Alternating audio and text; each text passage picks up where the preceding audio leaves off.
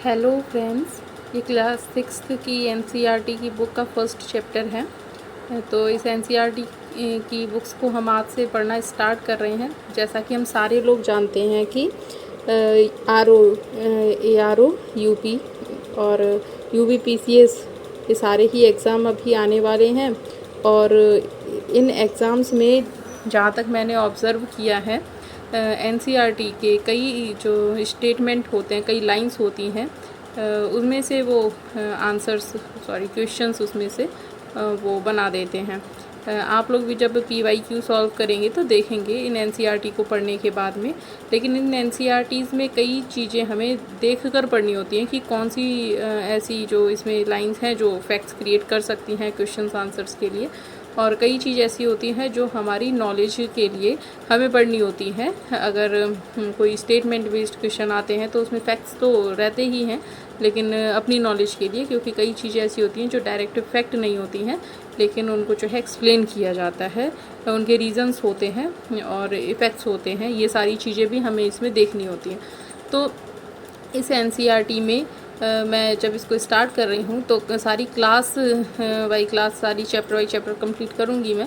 और जो एक कॉम्पिटिटिव एग्ज़ाम के लिए ज़रूरी है वही लाइन मैं इसमें जो अंडरलाइन करूँगी। बहुत एक्सप्लेन नहीं करूँगी मैं इसको, क्योंकि इसमें पढ़कर ही बहुत ईजीली जो है समझा जा सकता है चीज़ों को। और इसमें कुछ चीज़ें जो ऐसी होंगी जो आगे चल के जो एग्ज़ाम में जो उस चीज़ को जो एग्ज़ाम में जो क्वेश्चंस आते हैं उनको सॉल्व करने के लिए हमें एक्स्ट्रा नॉलेज की ज़रूरत होगी। तो वो मैं एक्स्ट्रा वीडियोस में वो चीज़ें बनाकर उसमें जो है अपलोड करूँगी। तो इसमें देखते हैं कि चैप्टर फर्स्ट में क्लास 6 एनसीईआरटी में हमारे एग्ज़ाम के हिसाब से क्या क्या चीज़ें दी हुई हैं। तो यहाँ से हम पढ़ेंगे पूरा ही चैप्टर और इसमें अंडरलाइन करेंगे कौन कौन सी चीज़ें एग्ज़ाम के पर्पज़ से ज़रूरी हैं। तो यहाँ पर ये जो सबसे पहला है, ये इसमें जो है ये रशीदा का सवाल, इसमें कुछ नहीं, कैसे पता लगाएं?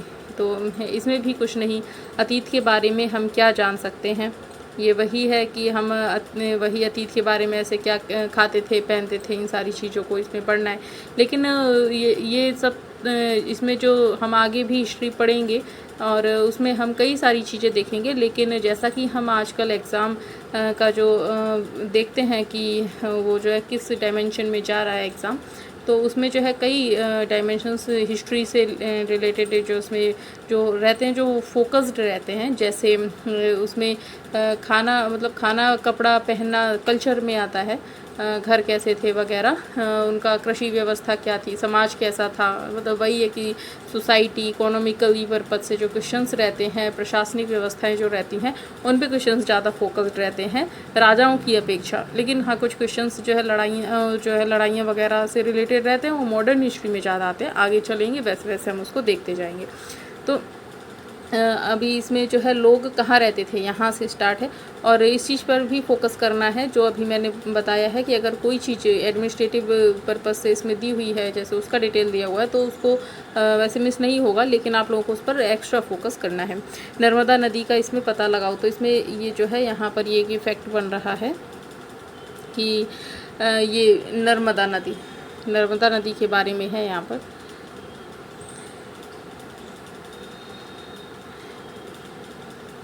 जैसे कई वर्ष पहले लोग, तो यहाँ नर्मदा नदी के बारे में दिया हुआ है। तो यहाँ पर क्या है, कई लाख वर्ष पहले से लोग इस नदी के तट पर रह रहे हैं।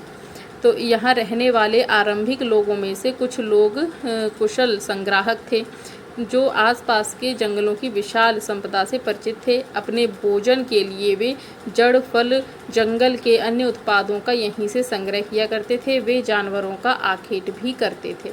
तो आरंभिक लोगों में से कुछ कुशल संग्राहक थे, यहाँ एक ये फैक्ट बन रहा है। आरंभिक लोगों में से कुछ कुशल संग्राहक थे, तो यहाँ पे जो है जो कुशल, जो कई लाख वर्ष पूर्व जो संग्राहक जो मनुष्य थे, जो चीज़ों का संग्रह करते थे, उस टाइम पर लोग यहाँ पर नर्मदा नदी के किनारे रहते थे। तो हाँ, रहते थे। तो फिर उसके बाद उत्तर पश्चिम की सुलेमान और किरथर पहाड़ियों के बारे में है। तो यहाँ पर क्या इस क्षेत्र में कुछ ऐसे स्थान हैं जहाँ लगभग 8000 वर्ष पूर्व स्त्री पुरुषों ने सबसे पहले जो यहाँ पर सबसे पहले गेहूं और जौ की फसलों को उपजाना आरंभ किया। तो एक ही क्वेश्चन बन जाता है, सबसे पहले गेहूं और जौ की फसलों को उपजाना किधर प्रारंभ किया?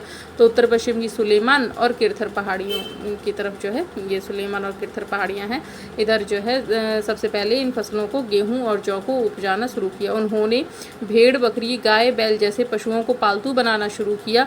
ये लोग गाँव में रहते थे।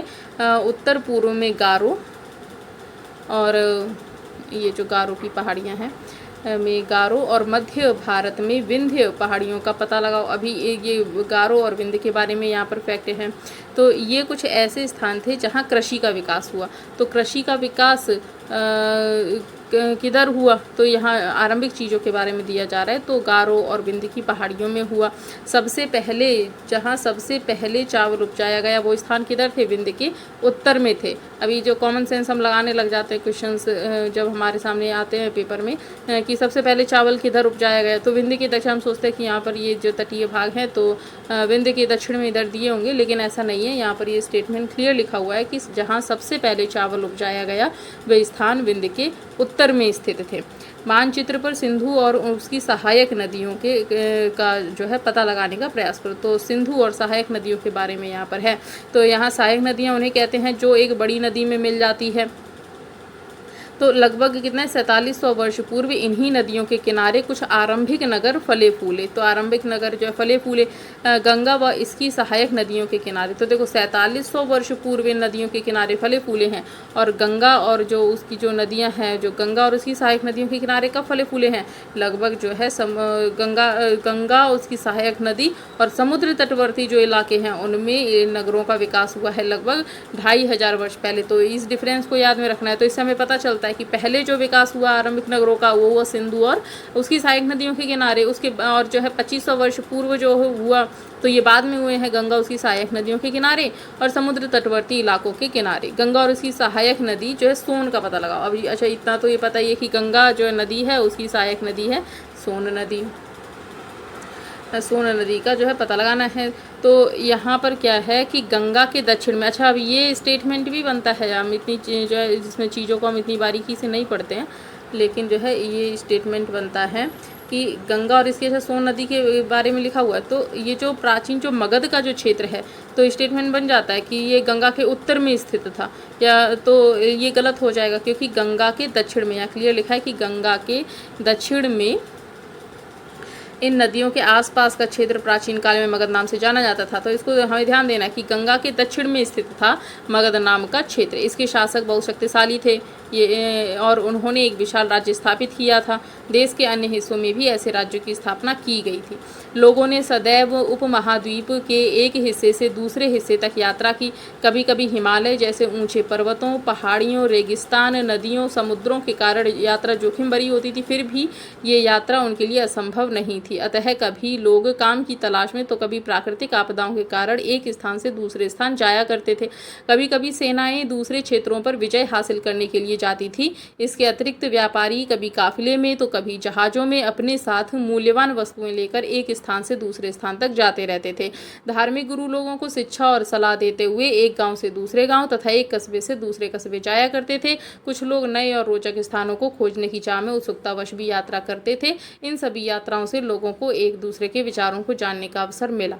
अच्छा यहाँ इसमें तो ऐसा कोई क्वेश्चन ज़्यादा नहीं कि जो है उसको हम उसमें क्वेश्चंस उसमें जो है बनेंगे, लेकिन अभी इसमें हाँ इस तरह की चीज़ है कि अगर पहले नहीं पढ़ा हुआ है तो हम इसको देख सकते हैं कि महाद्वीप में मतलब हम एक दूसरे से यात्राएं करते थे। तो यात्राओं में जो यात्राएं रहती थी तो पहाड़, पर्वत, नदियाँ, समुद्र, ये भी क्योंकि जैसे वहाँ पे सिंधु घाटी सभ्यता में भी नाव के चित्र वगैरह मिले हुए हैं, लोथल उनका वो जो गोदीवाड़ा, तो इस तरह से जो चीज़ें हैं तो विदेशी व्यापार वगैरह की भी यहाँ पे चीज़ें दिखी हैं। तो ये हम आगे चल के इसको पढ़ेंगे।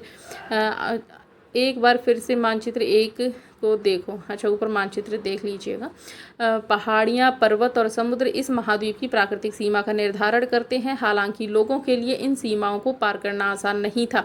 जिन्होंने ऐसा चाहा वे ऐसा कर सके, वे पर्वतों की ऊंचाई को छू सके, गहरे समुद्रों को पार कर सके और वगैरह वगैरह। यहाँ पर जो है उपमहाद्वीपों के बाहर से भी कुछ लोग यहाँ आए और यहीं बस गए। लोगों के इस आवागमन ने हमारी सांस्कृतिक परंपराओं को समृद्ध किया। कई सौ वर्षों से लोग पत्थर को तराशने, संगीत रचने और यहाँ तक कि भोजन बनाने के नए तरीकों के बारे में एक दूसरे के विचारों को अपनाते रहे। अपने देश के लिए हम प्रायः इंडिया तथा भारत जैसे नामों का प्रयोग करते हैं। इंडिया शब्द इंडस से निकला है, जिसे संस्कृत में सिंधु कहा जाता है। इंडिया शब्द किसे निकला है? इंडस से निकला है, जिसे संस्कृत में क्या कहते हैं? सिंधु कहा जाता है। अच्छा, इसमें क्या एक ये यहाँ पे एक ये स्टेटमेंट है, लगभग 250 वर्ष पूर्व उत्तर पश्चिम की ओर से आने वाले ईरानियों और यूनानियों ने, है ना, तो ईरानियों और यूनानियों ने सिंधु को इंदोस अथवा हिंदोस और इस नदी के पूर्व में स्थित भूमि प्रदेश को इंडिया कहा।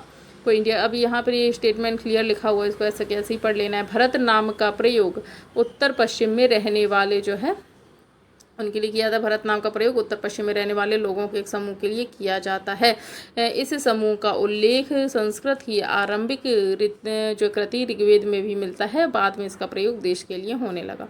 अतीत के बारे में कैसे जाने? अच्छा, यहाँ पे ये पांडुलिपि के बारे में इसमें दिया हुआ है। ये ताड़पत्रों से बनी पांडुलिपि का एक पृष्ठ ये है। पांडुलिपि लगभग 1000 साल पहले लिखी गई थी। अच्छा, इसमें जो पांडुलिपि के बारे में क्या था कि यहाँ पर भुर्ज पेड़ की छाल से बनी, है ना, तो इसमें जो ताड़ के पत्तों को काट कर किताब बनाने के लिए, ताड़ के पत्तों को काट कर किताब बनाने के लिए ताड़ के पत्तों को काट कर उनके अलग अलग हिस्सों को एक साथ बांध दिया जाता था। भुर्ज पेड़ की छाल से बनी एक ऐसी, तो मतलब भुर्ज पेड़ की छाल, यहाँ पे ताड़ के दो यहाँ पर लिखे हुए हैं। अतीत की जानकारी हम कई तरह से प्राप्त कर सकते हैं। इनमें से एक तरीका अतीत में लिखी गई पुस्तकों को ढूंढना पड़ना है। ये पुस्तकें हाथ से लिखी होने का पांडुलिपि कही जाती थी, एकदम सभी को पता है ये चीज़। अंग्रेजी में पांडुलिपि के लिए प्रयुक्त होने वाला मैन्यूस्क्रिप्ट शब्द लैटिन भाषा मेन्यू अर्थात हाथ से निकला है। मेनू अर्थात जिसका अर्थ है हाथ से निकला है। ये पांडुलिपियाँ प्रायः ताड़पत्रों अथवा ये जो पांडुलिपियाँ हैं प्रायः ताड़पत्रों अथवा हिमालय क्षेत्र में उगने वाले भुर्ज नामक पेड़ की छाल से विशेष तरीके से जो है तैयार भोजपत्र पर जो है मिलती हैं। तो इसमें आगे दिया हुआ है, इतने वर्षों में इनमें से कई पांडुलिपियों को कीड़ों ने खा लिया और कुछ नष्ट कर दी। फिर भी ऐसी कई पांडुलिपियाँ आज भी उपलब्ध हैं। प्राय ये पांडुलिपियाँ मंदिरों और बिहारों से प्रयुक्त होती हैं। इन पुस्तकों में धार्मिक मान्यताओं, व्यवहारों, राजाओं के जीवन, औषधियों, विज्ञान आदि सभी प्रकार के विषयों की चर्चा मिलती है। इनके अतिरिक्त हमारे यहाँ महाकाव्य, कविताएँ, नाटक भी हैं। इनमें से कई संस्कृत में लिखे हुए मिलते हैं, जबकि अन्य प्राकृत और तमिल में है।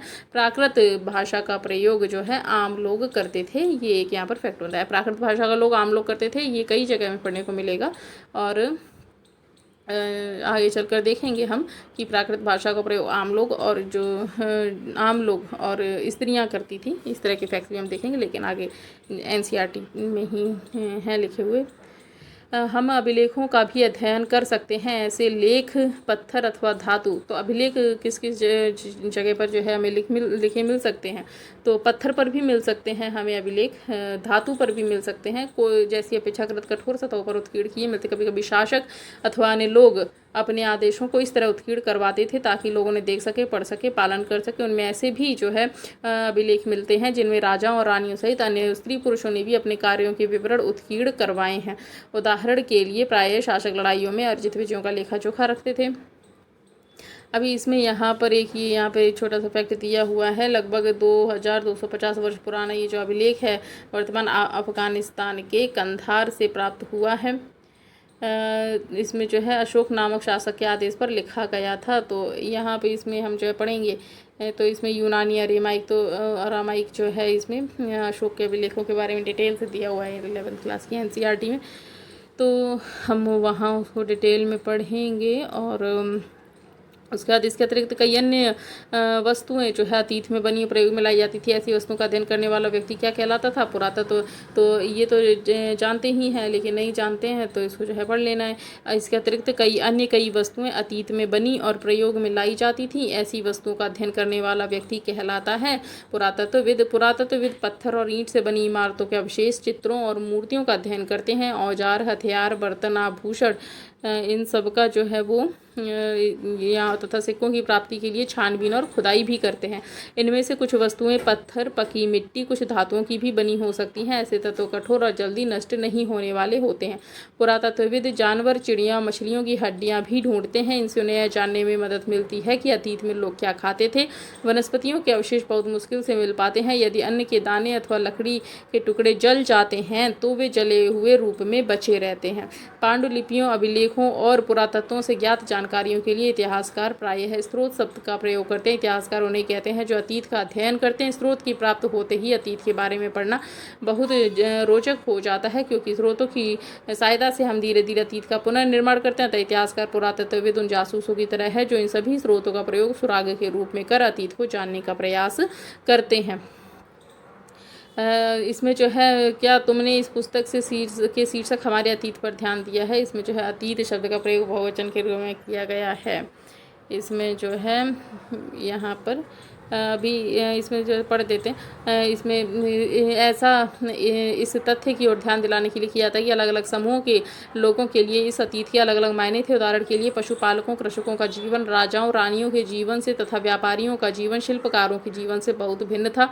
जैसा कि हम आज भी देखते हैं, उस समय भी देश के अलग अलग हिस्सों में लोग अलग अलग व्यवहारों और रीति रिवाजों का पालन करते थे। उदाहरण के लिए आज अंडमान द्वीप के अधिकांश लोग अपना भोजन मछलियाँ पकड़ कर शिकार करके फल फूल के संग्रह द्वारा प्राप्त करते हैं। क्योंकि शहरों में रहने वाले लोग खाद्य आपूर्ति के लिए अन्य व्यक्तियों पर निर्भर करते हैं। इस तरह के भेद अतीत में भी विद्यमान थे। इसके अतिरिक्त एक अन्य तरह का भेद है, उस समय शासक अपनी विजयों का लेखा जोखा रखते थे। यही कारण है कि हम उन शासकों तथा उनके द्वारा लड़ी जाने वाली लड़ाइयों के बारे में काफ़ी कुछ जानते हैं, जबकि शिकारी, मछुआरे वगैरह कृषक जैसे आम आदमी अपने कार्यों का लेखा जोखा नहीं रखते थे। पुरातत्व की सहायता से हमें जो है हमें उनके जीवन के बारे में जानने का वो मिलता है, जानकारी हमें जो है मिलती है। तिथियों का मतलब अगर तुमसे कोई तिथि के विषय में पूछे तो शायद तुम उस दिन वर्ष, माह जैसे 2000 ईसा इत्यादि वर्ष जो है बताओगी। वर्ष की यह गणना ईसाई धर्म प्रवर्तक ईसा के जन्म वर्ष की जो गणना है, जैसे हम 2000 वगैरह बताते हैं कि ईस्वी, तो ये जो है ईसाई धर्म प्रवर्तक ईसा मसीह के जन्म की तिथि से की जाती है। तो इसका मतलब क्या है कि ये 2000 वर्ष कहने का तात्पर्य यह है कि ईसा मसीह के जन्म के 2000 वर्ष के बाद से है। 2000 का मतलब इसमें जो है इसे पूर्व की है कि जन्म से पूर्व, तो हम ईसा पूर्व कहते हैं। अभी इसमें जो है अंग्रेजी में ये BC का भी मतलब है, जैसे हिंदी में जिसको ईसा पूर्व कहते हैं तो इसको बोलते हैं बिफोर क्राइस्ट। कभी कभी तिथियों में जो है AD इंग्लिश में ईस्वी जो है लिखा रहता है। यह एनो डोमिनी नामक 2 लैटिन से बना है। इसका मतलब है कि ईसा मसीह के जन्म के वर्ष से AD और BC। कभी कभी AD की जगह C और BC की जगह BC लिखा रहता है, तो ये इसको जो है पढ़ लेना। C अक्षरों का प्रयोग कॉमन एरा और BC का बिफोर कॉमन एरा के लिए होता है। हम इन शब्दों का प्रयोग इसलिए करते हैं क्योंकि विश्व के अधिकांश देशों में अब इस कैलेंडर का प्रयोग सामान्य हो गया। भारत में तिथियों का प्रयोग लगभग 200 वर्ष पूर्व आरंभ हुआ था। भारत में तिथियों का प्रयोग लगभग हुआ था 200 वर्ष पूर्व आरंभ।